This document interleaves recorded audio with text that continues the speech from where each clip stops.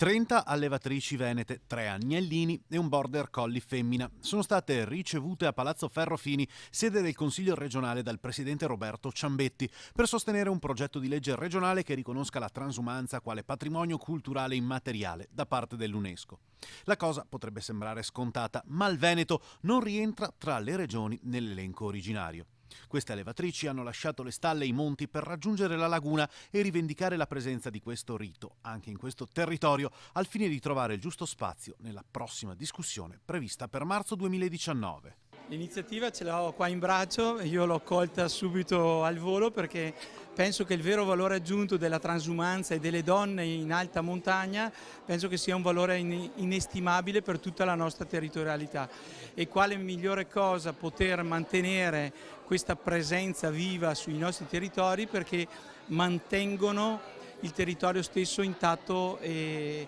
veramente protetto da questa avversità. Le donne sono impegnate con uno spirito molto positivo, vogliono mantenere questa loro attività, sono forse le più adatte a prendersi cura anche degli agnellini, delle pecore, delle capre, dei capretti.